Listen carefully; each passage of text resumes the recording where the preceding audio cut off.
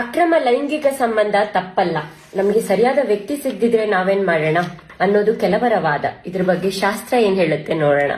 ಶ್ರೀಮದ್ ಭಾಗವತಂ 5ನೇ ಸ್ಕಂದ ಅಧ್ಯಾಯ 26 ಮೂಲ 20. ಪುರುಷನಾಗಲಿ ಸ್ತ್ರೀ ಆಗಲಿ ತಮಗೆ ಅನುಚಿತರಾದ ಸ್ತ್ರೀ ಪುರುಷರ ಜೊತೆ ಸಂಭೋಗದಲ್ಲಿ ನಿರತರಾದರೆ ಅಂತಹವರು ಯಮರಾಜನ ದೂತರಿಂದ ತಪ್ತ ಸೂರ್ಮಿ ಎಂಬ ನರಕದಲ್ಲಿ ಶಿಕ್ಷೆಗೊಳಗಾಗುವರು. ಅಲ್ಲಿ ಅಂತಹ ಸ್ತ್ರೀ ಪುರುಷರಿಗೆ ಚಾವಟಿಯಿಂದ ಹೊಡೆಯಲಾಗುವುದು. ಪುರುಷನನ್ನು ಅಲ್ಲಿ ಸ್ತ್ರೀ ರೂಪದ ಕಾದ ಕಬ್ಬಿಣವನ್ನು ಆಲಂಗಿಸುವಂತೆ ಬಲಾತ್ಕರಿಸಲಾಗುವುದು. ಅಂತೆಯೇ ಮಹಿಳೆಯರನ್ನು ಪುರುಷ ರೂಪದ ಕಾದ ಕಬ್ಬಿಣವನ್ನು ಆಲಂಗಿಸುವಂತೆ ಒತ್ತಾಯಿಸಲಾಗುವುದು. ಅಕ್ರಮ ಲೈಂಗಿಕ ಸಂಬಂಧಕ್ಕೆ ಇದುವೇ ಶಿಕ್ಷೆ. ಸಾಮಾನ್ಯವಾಗಿ ಪುರುಷರು ತಮ್ಮ ಪತ್ನಿ ಹೊರತು ಪರಸ್ತ್ರೀಯರೊಂದಿಗೆ ಲೈಂಗಿಕ ಸಂಬಂಧ ಇಟ್ಟುಕೊಳ್ಳಬಾರದು. ವೇದ ತತ್ವಗಳ ಪ್ರಕಾರ ಪರಪತ್ನಿ ತಾಯಿ ಸಮಾನಳು. ತಾಯಿ, ತಂಗಿ ಮತ್ತು ಪುತ್ರಿಯರೊಂದಿಗೆ ಲೈಂಗಿಕ ಸಂಬಂಧವು ನಿಷಿದ್ಧ.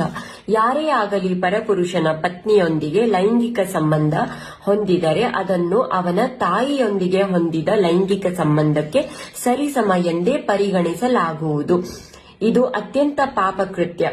ಇದೇ ತತ್ವವು ಸ್ತ್ರೀಯರಿಗೂ ಅನ್ವಯಿಸುತ್ತದೆ. ತನ್ನ ಗಂಡನಲ್ಲದೆ ಪರಪುರುಷನೊಂದಿಗೆ ಸ್ತ್ರೀಯು ಲೈಂಗಿಕ ಸಂಬಂಧ ಹೊಂದಿದಲ್ಲಿ ಅದು ತನ್ನ ತಂದೆ ಅಥವಾ ಮಗನೊಂದಿಗೆ ಲೈಂಗಿಕ ಸಂಬಂಧ ಹೊಂದಿದಂತೆಯೇ ಆಗುತ್ತದೆ.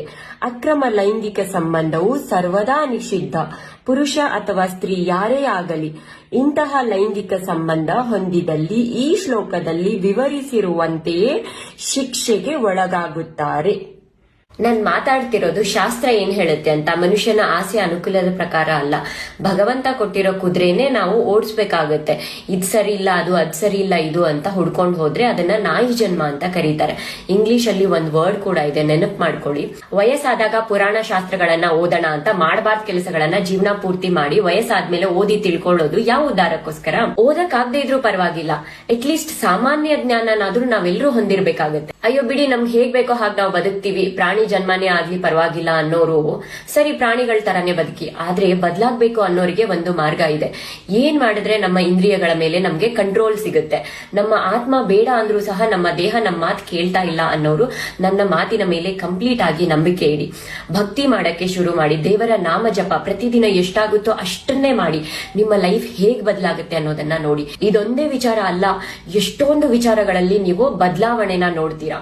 ಬದಲಾದ್ಮೇಲೆ ನೀವೇ ನನಗೆ ಮೆಸೇಜ್ ಮಾಡಿ ಹೇಳ್ತೀರಾ ನಿಮ್ಮ ಲೈಫ್ ಎಕ್ಸ್ಪೀರಿಯನ್ಸ್ ಬಗ್ಗೆ, ನೀವೆಷ್ಟು ಬದಲಾಗಿದ್ದೀರಾ ಅನ್ನೋದನ್ನ ಖಂಡಿತವಾಗ್ಲೂ ನನಗೆ ಶೇರ್ ಮಾಡಿ. ಹರೇ ಕೃಷ್ಣ.